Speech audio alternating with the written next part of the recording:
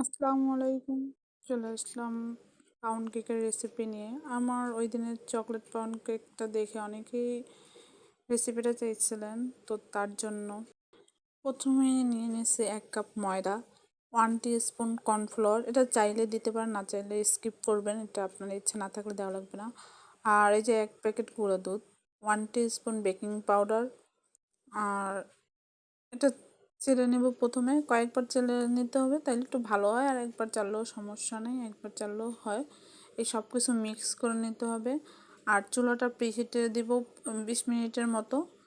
ডিমের সাদা অংশগুলো আলাদা করে নিতে হবে। ডিমের 2টা ডিম নিয়েছিলাম আমি, 2টারই সাদা অংশটা আলাদা করে নিছি আমি আগে প্রথমে। আর কুসুমটা পড়লেও সমস্যা নেই, আর চাইলে কুসুম সহ বিট করতে পারবেন, ওইটাও কোনো ব্যাপার না, তাতেও হয়। আমি আলাদা করেই করি, এর জন্য আলাদা করে দেখাইছি। এই বিটার স্পিড 2 দিয়ে প্রথমে বিট করতে হবে, এরপর অল্প অল্প করে চিনি অ্যাড করতে হবে। চিনি একসাথে অ্যাড না করাই বলো, চিনিটা গুঁড়ো করে নেবেন, আইসিং সুগার আর কি। পাটায় বেটে নেবেন, নয়তো ব্লেন্ডারে ব্লেন্ড করে, তাহলে ভালো হয়। আর নয়তো চিনিটা গলে না, সমস্যা হয়ে যায় অনেক। এত সমস্যা তো করা যায় না, কেকটাও ভালো হয় না চিনিটা আস্ত থাকলে। আর 1 টি স্পুন ভ্যানিলা পাউডার দিয়েছি।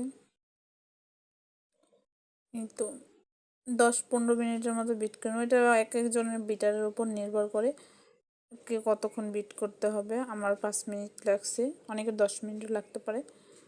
তারপর ডিমের কুসুম দিয়ে দিছি, ডিমের কুসুম 2টাই দিয়ে 1/2 কাপ তেল। তেলটা আপনি চাইলে একটু বেশিও দিতে পারেন, এটা নিজের ইচ্ছা মতো। আমি একটু কমই দিই তেল, আমার অতিরিক্ত দিলে কেমন যেন একটা গন্ধ লাগে কেকের মধ্যে, এর জন্য দেই না। এই শুকনো উপকরণগুলো বিট করে নেব। এটা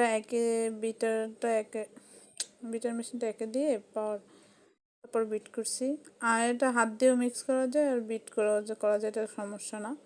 তারপর মোল্ডে আমি আগেই তেল ব্রাশ করে নিয়েছিলাম, ওটা ক্লিপ নেওয়া হয় না, আমার সময় ছিল না অতটা, এর জন্য। আর এই যে মোল্ডে নিয়ে নিয়েছি ব্যাটারটা, চুলায় দিয়ে দেবো। এখন আমি চুলার নিচে স্ট্যান্ড দিই না, আপনারা চাইলে স্ট্যান্ড দিতে পারেন। আমি হিটারের চুলাই করি তো। আর আপনারা করবেন, গ্যাসের চুলায় করলে মিডিয়াম আঁচে দিবেন। আর একটা লবঙ্গ, নাকফুলের মতো একটা লবঙ্গ দিয়ে দেবো, যাতে বাতাসটা বাইরে বের না হয়। 25 মিনিটের মতো চুলায় রাখছিলাম। উপরে কালারটা আসে না, চুলায় দিয়েছে এর জন্য হয়তো এতে কালারটা আসতে চায় না। আমার ওভেনে দিলে কালারটা সুন্দর আসে অনেকের, আমার ওভেনে করা হয় না, এর জন্য। কেকটা অনেক নরম হয়েছিল, সফট একদম। আমি স্লাইস করে নিয়েছিলাম, উপরে সুগার সিরাপ ব্রাশ করে নেবেন। এই যে অনেক সফট হয়েছে কেকটা। আজকের মতো এই পর্যন্তই। এই রেসিপিতে আপনারা ফলো করে দেখতে পারেন, আমি কোনোটাই স্কিপ করিনি, যেরকমভাবে করছি ওইটাই দেওয়ার চেষ্টা করছি।